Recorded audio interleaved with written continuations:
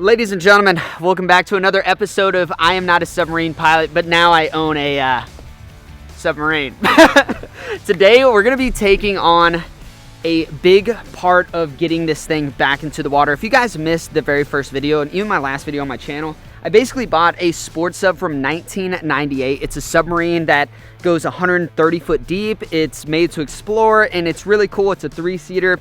There's a lot of cool stuff. However, I got it for, I want to say, a phenomenal price, but I guess we're going to find out today if it was or not, depending on if it works. Because today, we're going to be tackling the electronical components that hopefully get this thing to turn on. This is a really big deal because basically this thing works off of two different things. It works off of bubbles, which are pretty easy to figure out, and then it works off electricity. And if we replace the batteries today and this thing turns on, we are literally so close to a water test, it's unbelievable. But if it doesn't, then kind of back to the drawing board and figuring out what all this needs. This is a big day because it can lead us straight to the water, or it can lead us to thousands and thousands and thousands of dollars into more debt.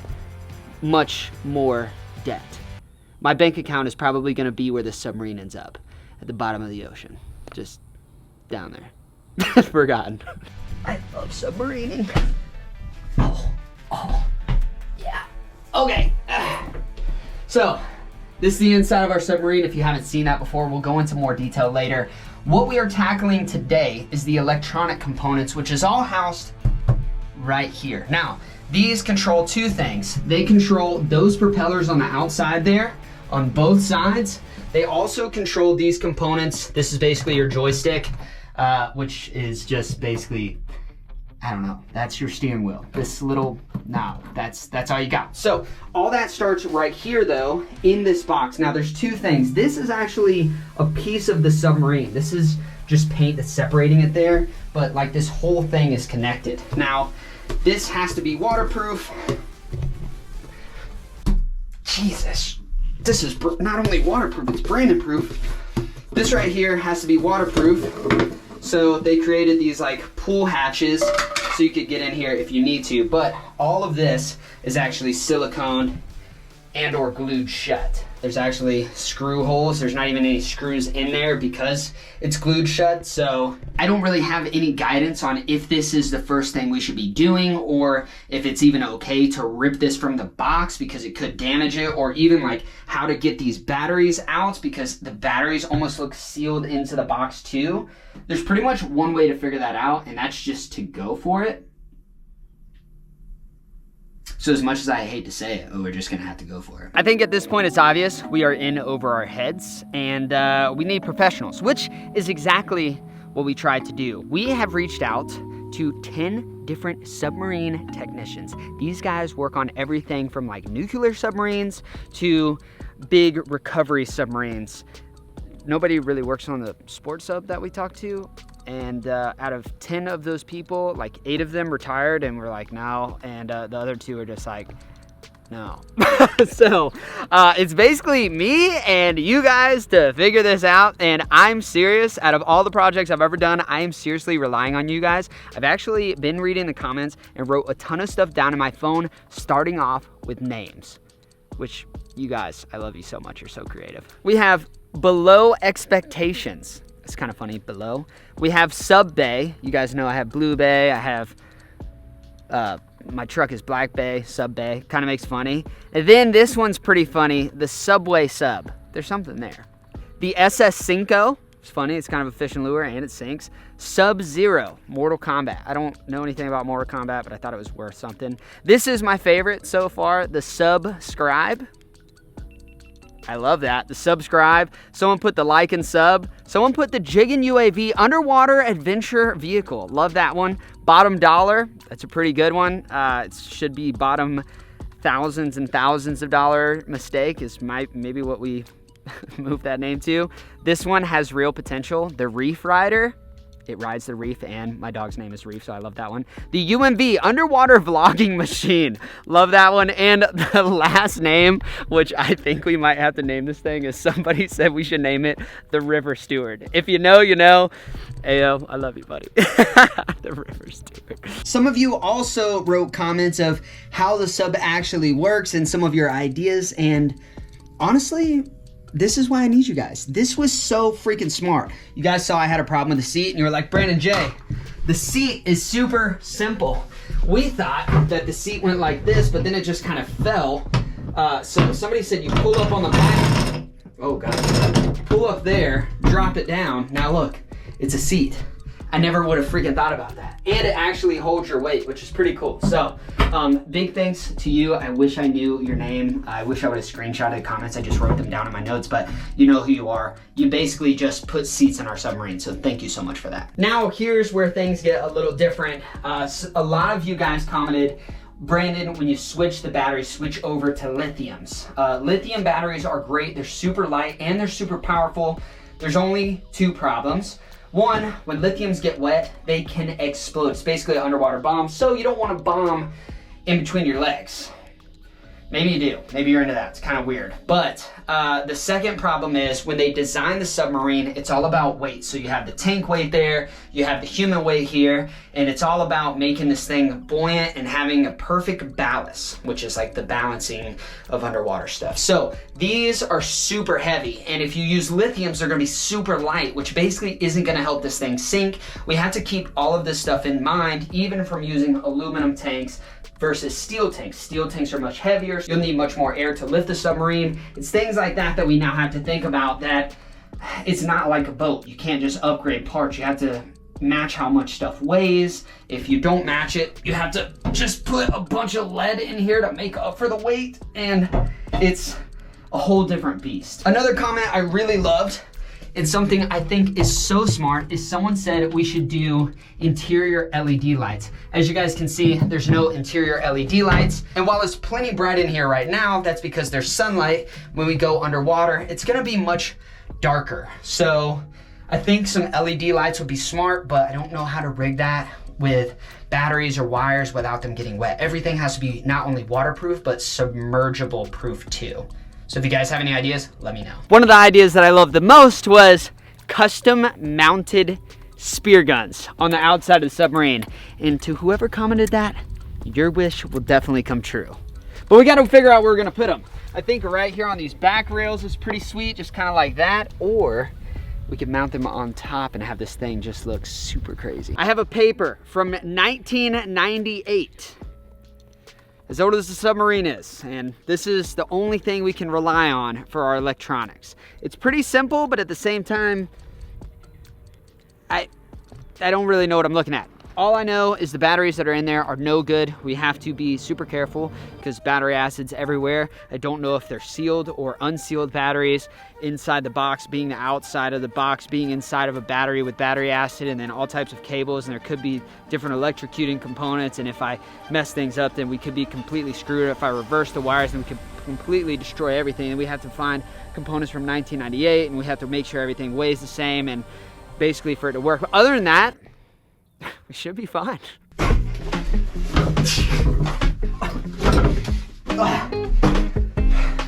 Fun fact, this is actually my dad's old tools for when he did fire and water damage restoration. So he actually has this little guy and this little guy, and I think that's all we're gonna need to break into this box. So Dad, if you're watching from upstairs, thanks for being a part of the submarine. I bet you never thought your son would buy a submersible vehicle. And please, if you're gonna help me, with this process, please make sure I don't die either doing this or operating it. But anyway, using your tools. I don't know what I'm doing, and I don't think this is a good idea. This...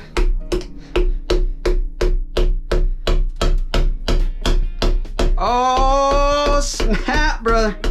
It's working, brother. I feel like James Bond breaking into a submarine right now. Oh my gosh, dude, this is working so good. I'm not sure if that's a good thing or not, considering it's not supposed to be easy to get into. Come on. Woo! Oh yeah, baby, I can smell the toxins toxicating already. Since 1998, just getting freaking all jacked up in there. Got to love that. Oh yeah, all right, let's go ahead and take her off. Probably should have took a picture of how that goes on there. There's bad news with the batteries. That was unexpected. I thought we were just gonna like take the batteries out, put batteries in.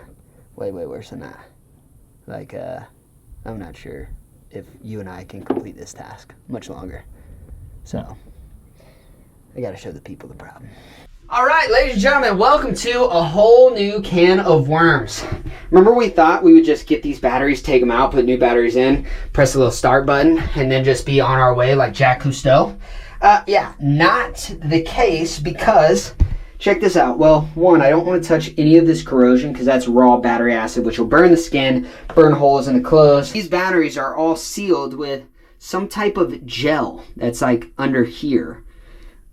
Uh-oh, I'm like trying to push through that and I can't even get through that. Oh, that goes kind of deeper.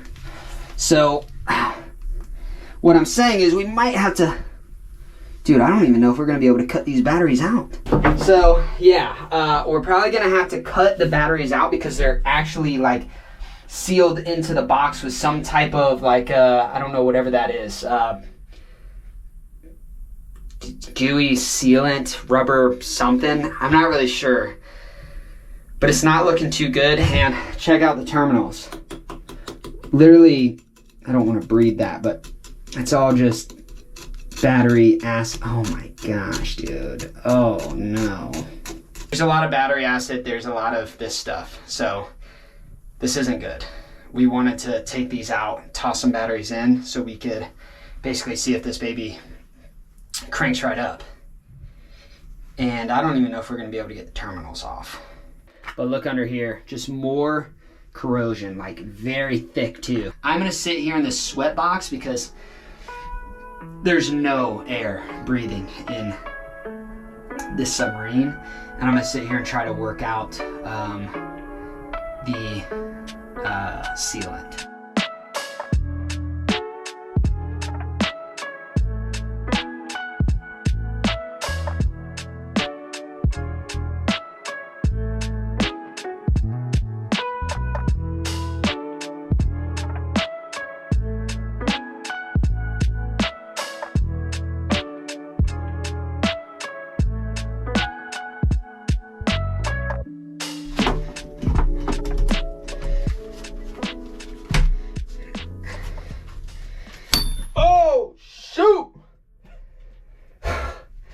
I just broke.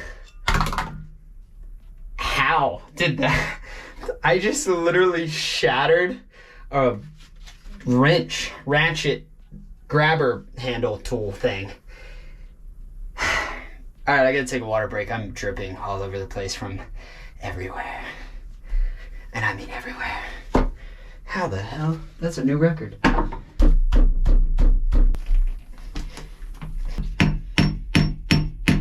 I gotta stop, ladies and gentlemen. I am becoming slightly destructive. I don't think that's the move. I don't think that's the move at all. I made a little puddle inside the submarine. So it's like the first time it's like gotten wet in like probably 20 years. But I made the puddle with my own sweat and some tears. I turned the camera off when I cried. I think we're in over our head a little bit. The batteries are so sealed, and I thought it was just like a top seal. It's a lot deeper than I thought, and I was like, okay, well, we'll knock the terminals off. We'll connect power to the terminals, forget the battery, we'll leave the battery in there, knock the terminals off, get power to them, and just see if it turns on. I can't even get the freaking terminals off. And like, I'm at the point where I'm like destroying some stuff, and there's battery acid actively in the batteries, and I'm like hitting the tops of those caps, and I'm like looking at liquid. I'm like, man, I don't want to hit something super hard and battery acid goes all over me from 1998. It just doesn't seem like super smart. So we're kind of getting to a stopping point, and now my eyes are burning, which is like, that's probably not a good sign. Look at this right here. This is my favorite. When in doubt, call 805-644-1886. Well, we're in doubt. We called that number. Guess what? Line's disconnected. But we're definitely in doubt. So we came to the paperwork. There's like a whole bunch of different, like this is like the student's manual. You got the electrical component, the facts, pre-launch checks, information about the vessel, problems that you run into, like when you're going too high or you got tail and buoyant, balance buoyancies, air valve closed, never opened during the dive. That was handwritten in there, the only handwritten note. So I think somebody had a bad time in this submarine at one point in time. Crash, cockpit leaks. I'm not seeing trapped. Wow, interesting. A lot of you guys were worried about that, by the way, so I'll explain some of that later because a lot of you guys were wondering and claustrophobic. It was great. So, look, I'm going through a lot of papers is what I'm trying to say. There's a lot we're not even filming because a lot of this is us just trying to do research. It's literally me and you guys and Travis, and none of us, even most of you guys, have no idea what's going on. So we're gonna move to phase 2, which would have been in a different video, but surprise, surprise, you guys are getting it all in one today. We're gonna rip over to my local scuba shop, Off the Wall Adventures. They're the ones that I actually got all these tanks from, and they're the ones that I get all of my scuba tanks and stuff filled at. So I'm gonna rip over there and we're gonna see what kind of hoses and connectors and pieces we need for the actual air component of the submarine, because the electrical is just gonna have to wait. I'm gonna fly one of my guys in that does really good electrical work, bring him down and see if he can help me. Cheers to Off the Wall Adventures, my hometown scuba spot. We are parked over in the corner, we're hidden. We're gonna get their reaction. They've seen it on the videos. They called me as soon as the video came out. But today, we're gonna try to get the bubbles dialed, or at least get the parts we need ordered. If they don't know what it needs, and we don't know what it needs, we might actually be screwed. Because if there's one thing that we could get done on this is the bubbles. The electric, not so much. Hey, one of the guys over there was like, yo, that kind of looks like a mini submarine. That's crazy. I was like, no, bro, that's is literally a mini what submarine. It is. Yeah, that's how crazy it is. He couldn't even believe it was a mini sub, and he literally saw it. Yeah, I want to put this thing in the pool and just like cruise around in it. I don't know if, no, you know where we need to go is Lake Benton. That would be sick because we can launch it from the boat ramp. Well, someone said too, they're like, just get a big old buoy or lift bag and go to the top. So if you sink it, for some reason you got it marked. They were like, it's training wheels. Yeah. I'm guessing is this a one man? It's a one. It's a 3-man. Are you kidding? I swear to God. Is it like a 10-year-old man? Yeah, maybe. But when you get in here, you'll be like, oh, it's not that bad. Oh yeah, I can't wait. This is sick. Come on in here, brother. Oh yeah, I'm coming. Oh, dude, this is so Just cool. Watch out for the battery acid. Yeah, we don't want to get that on our clothes either. Dude, this is sick. It's crazy, right? Oh, it's actually not that bad. Yeah. So simple air hose connections. So here's the thing. Tanks go here. Yep. They do so. I'm assuming the tanks go straight to the hoses, and I'm assuming you might be able to use, I think they had spare airs here and spare airs up top. I could be wrong, but it's definitely a good idea to have. I think they had like little regulators hanging. I'll show you what they brought us to. Yeah. But this is your controls right here, dog. So literally you turn it on with this button right here. Main power, it's on. You can do auto buoyancy control or manual, do it yourself. And yeah, dude, old dive computer. Yeah, that's sweet. Then you have your oxygen sensor, so basically you want it flowing at like 20, so when you're breathing out you're getting new air in, so you're not like breathing your own breath. So it's cool. And then the trolling motors are on the outside, and then they're controlled by this, so you can just up and down. I've got it locked right now so it doesn't bounce around, but that's all it is, just a little electric motor that goes through very, very simple. That's so cool. So what is this part control? So this is this is basically for the trolling motors, I assume, and then just left, which one's right, gonna be forward, on, backwards. So yeah, you can go forward, you can take a left, go right, And then the buoyancy control, I'm guessing. Buoyancy is gonna be auto or manual. Auto. But see, if you look in the glass down there, there's actually a scuba tank up front. Oh yeah. So you get nose air and you get cockpit air. And that's gonna level you off. Correct. Yeah. And you got these beautiful things right here if you wanted. Take a seat. No way. Yeah. I don't know how much I trust them because they push on the back wall quite a bit, but yeah, I'm guessing like maybe with the water pressure it would help. Yeah, because it's pushing and so it's just neutral. Yeah. That is cool. But yeah, they say 3 people, and I'm like, I guess you could. Yeah, but... well, if you had one here, one there, and one sitting here facing that way. And if it was in the water, not super hot. Yeah. So, yeah, I wonder how much it would cool off when you go in the water. I'm sure quite a bit. Yeah, it would be cooler. Yeah. And so you swim up.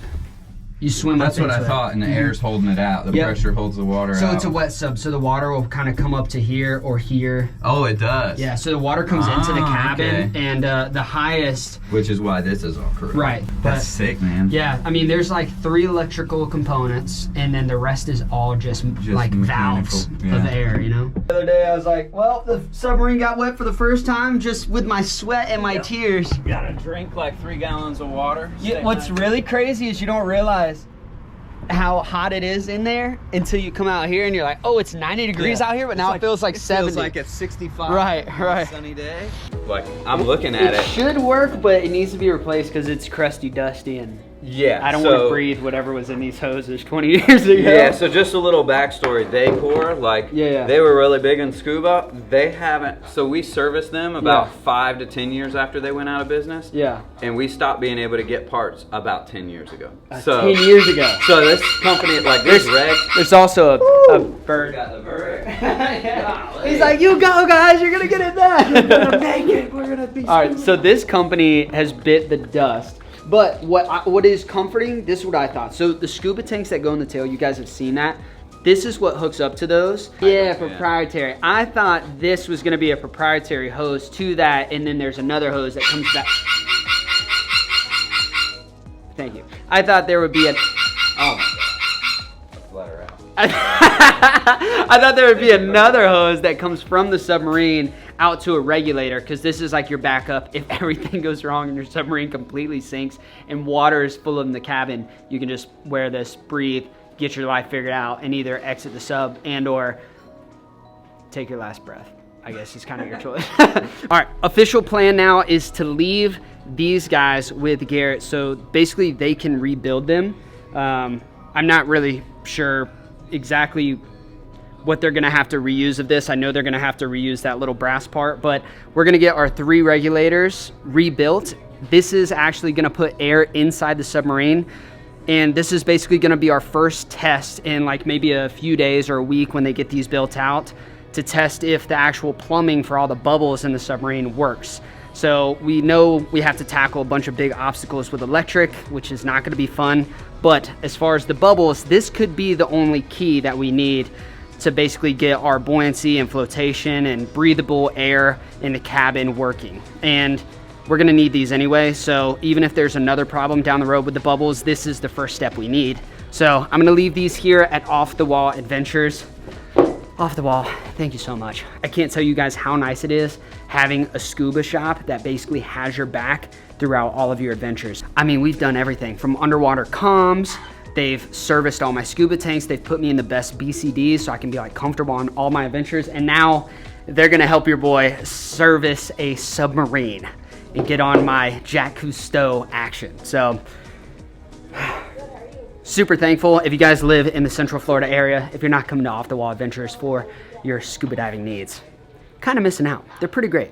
I think that wraps it up for this video. Look, we got a lot of things in play. We've got the battery situation. We figured out how bad it is, so we know we're gonna have to bring someone in who knows what they're doing with that. We also have the regulators, first and second stage, ordered, as well as scuba tanks. So in the next video, we could potentially be putting the scuba tanks and regulators and stuff in, and then we're still gonna have to work on the electrical components. But my goal with this is to get you guys at least 1 video a week. I'm not gonna be able to put submarine videos out every single time because we would only upload like literally twice or 3 times a month. There's a lot of stuff that's going into building it. Some of the stuff takes time, and that's what we're filming over days. So in between my content, we are gonna sprinkle in the regular videos for you guys. And I have some crazy ideas. I've spent a lot of money outside of the submarine on some ideas for you guys. So stay tuned for that. It's gonna be great. Hope you guys enjoyed the submarine dig-in video where we just kind of broke the seal for the first time on this guy and figured out exactly what we're doing, what we're getting our hands on, and basically how to get this thing to blow bubbles and go forward, or sink and, you know, do submarine things. With that being said, that's gonna wrap it up. Hope you guys enjoyed, and as always, we'll catch you on the next adventure, where I promise we will continue to battle this thing. All right, I love you all. Thanks guys for joining the channel and subscribing and loving the submarine and naming it and stuff. You guys know what to do. Like, comment, subscribe. Okay, bye. I love you.